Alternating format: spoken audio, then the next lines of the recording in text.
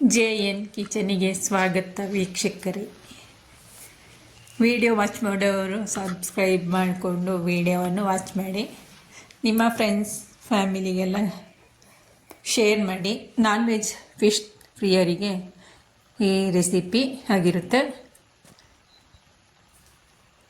Video ಇಷ್ಟ ಆದರೆ like ಮಾಡಿ, ಕಮೆಂಟ್ ಮುಖಾಂತರ ನಿಮ್ಮ ಅಭಿಪ್ರಾಯವನ್ನು ತಿಳಿಸಿ. ಇದು ಏನು ಅಂತ ಗೊತ್ತಾಗಿರ್ಬೋದು ನಿಮಗೆ, ತಮ್ನೇಲಲ್ಲಿ ಹಾಕಿದ್ದೇನಲ್ವಾ.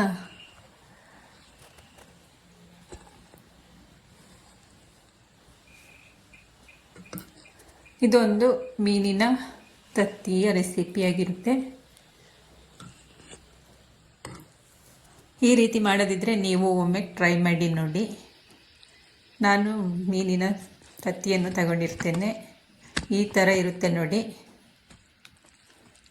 ಇದನ್ನು ನೀಟಾಗಿ ವಾಶ್ ಮಾಡಿಕೊಳ್ಬೇಕು. ಸ್ವಲ್ಪ ಅರಿಶಿಣದ ಪುಡಿ, ಸ್ವಲ್ಪ ಉಪ್ಪು ಹಾಕ್ಕೊಂಡು ನೀಟಾಗಿ ತೊಳ್ಕೊಳ್ಬೇಕು.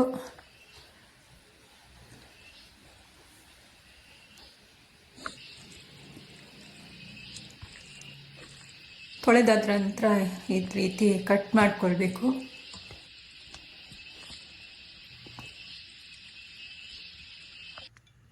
ನಂತರ ಒಂದು ಬಾಣಲೆ ತಗೊಂಡು ಇದಕ್ಕೆ ಒಂದು 6 ಚಮಚದಷ್ಟು ಎಣ್ಣೆಯನ್ನು ಹಾಕ್ಕೊಂಡಿದ್ದೇನೆ. ಇದಕ್ಕೆ ಸ್ವಲ್ಪ ಎಣ್ಣೆ ಜಾಸ್ತಿ ಬೇಕು. ಎಣ್ಣೆ ಬಿಸಿ ಆದ ನಂತರ ಒಂದು 1/4 ಚಮಚದಷ್ಟು ಸಾಸಿವೆಯನ್ನು ಸಹ ಹಾಕ್ಕೊಂಡಿರ್ತೇನೆ. ಇದಕ್ಕೆ ಮನೆಯಲ್ಲೇ ಮಾಡಿರುವಂಥ ಶುಂಠಿ ಬೆಳ್ಳುಳ್ಳಿಯನ್ನು ಹಾಕ್ಕೊಂಡಿದ್ದೇನೆ ಜಜ್ಜಿ. ಒಂದು ಈರುಳ್ಳಿಯನ್ನು ಸಹ ಕಟ್ ಮಾಡಿ ಹಾಕ್ಕೊಂಡಿರ್ತೇನೆ. ಕರಿಬೇವಿನ ಎಲೆಯನ್ನು ಸಹ ಹಾಕ್ಕೊಳ್ತೇನೆ ನಾನು. ನೀವು ಇದೇ ರೀತಿ ಒಂದು ಸಲ ಟ್ರೈ ಮಾಡಿ ನೋಡಿ. ತುಂಬ ಸಿಂಪಲ್ ಈ ರೆಸಿಪಿ. ಸ್ವಲ್ಪ ಎಣ್ಣೆಯಲ್ಲೇ ಈರುಳ್ಳಿ ಎಲ್ಲವೂ ಸ್ವಲ್ಪ ಫ್ರೈ ಆಗಬೇಕು.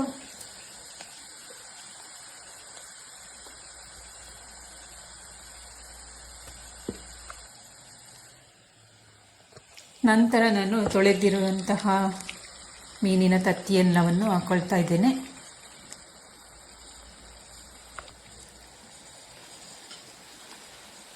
ಫಿಶ್ ಎಗ್ಗನ್ನು ಹಾಕ್ಕೊಂಡಿದ್ದೇನೆ ಎಲ್ಲವನ್ನು.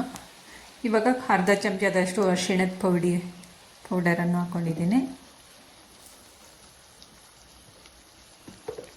1 ಚಮಚದಷ್ಟು ಅಚ್ಚ ಖಾರದ ಪುಡಿಯನ್ನು ಹಾಕ್ಕೊಳ್ತೇನೆ. ಖಾರಕ್ಕೆ ಅನುಗುಣವಾಗಿ ಹಾಕ್ಕೊಂಡ್ರೆ ಸಾಕಾಗುತ್ತೆ. 1 ಚಮಚದಷ್ಟು ಧನಿಯಾ ಪುಡಿಯನ್ನು ಸೇರಿಸ್ಕೊಳ್ತೇನೆ ನಾನು. ಒಂದು 1/2 ಚಮಚದಷ್ಟು ಜೀರಿಗೆ ಪುಡಿಯನ್ನು ಹಾಕ್ಕೊಳ್ತಾ ಇದ್ದೇನೆ.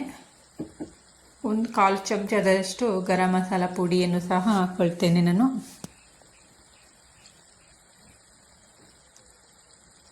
ರುಚಿಗೆ ತಕ್ಕಷ್ಟು ಉಪ್ಪಿನ ಪುಡಿಯನ್ನು ಹಾಕ್ಕೊಳ್ತಾ ಇದ್ದೇನೆ. ಇವಾಗ ಎಲ್ಲವನ್ನು ನೀಟಾಗಿ ಮಿಕ್ಸ್ ಮಾಡಬೇಕು.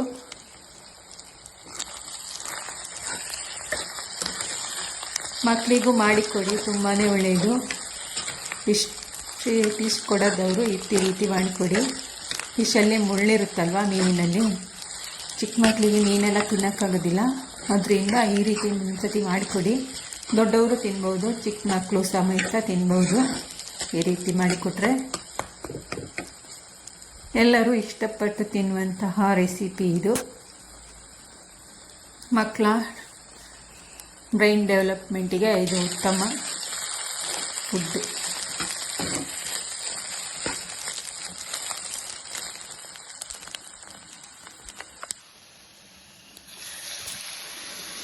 ಇವಾಗ ಇದಕ್ಕೆ ನಾನು ಒಂದು ಚಿಕ್ಕ ಕಪ್ಪಲ್ಲಿ 1 ಕಪ್ಪಷ್ಟು ನೀರು ಹಾಕ್ಕೊಂಡಿದ್ದೀನಿ. ಇದು ಸ್ವಲ್ಪ ಹೊತ್ತು ಬೇಯಕ್ಕೆ ಬಿಡೋಣ. ಯಾಕಂದರೆ ಇದು ಉಪ್ಪು ಹುಳಿ ಖಾರ ಎಲ್ಲವೂ ಹೊಂದ್ಕೊಳ್ಳುತ್ತೆ ನೀರು ಹಾಕೋದ್ರಿಂದ. ಕೈ ಆಡಿಸ್ತಾ ಬೇಯಿಸಬೇಕು, ಇಲ್ಲಾಂದರೆ ತಳ ಹಿಡಿಯುತ್ತೆ. ಇದಕ್ಕೆ ನಾನು ನಿಂಬೆಹಣ್ಣಿನ ರಸವನ್ನು ಸೇರಿಸ್ಕೊಂಡಿದ್ದೇನೆ. ನೀವು ಬೇಕಿದ್ದಲ್ಲಿ ಟೊಮೆಟೊ ಹಣ್ಣನ್ನು ಹಾಕ್ಕೋಬೋದು, ನಾನು ಹಾಕಲಿಲ್ಲ.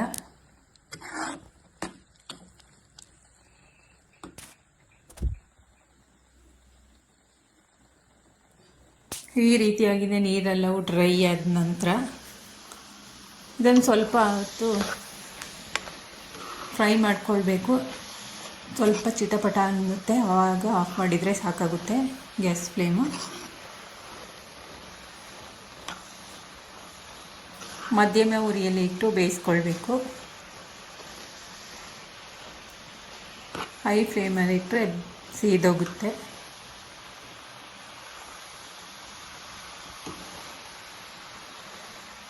ಇದು ಹಾಗೇ ಸ್ಟಾರ್ಟರ್ ಆಗಿ ತಿನ್ಬೋದು, ಇಲ್ಲ ರೈಸ್ ಜೊತೆನೂ ಹಾಕ್ಕೊಂಡು ತಿನ್ಬೋದು. ಫೈನಲಿ ರೆಡಿ ಆಯಿತು ನಮ್ಮ ಮೀನಿನ ತತ್ತಿಯ fry. Thank you for watching. ಎಲ್ಲರಿಗೂ ಬಾಯ್.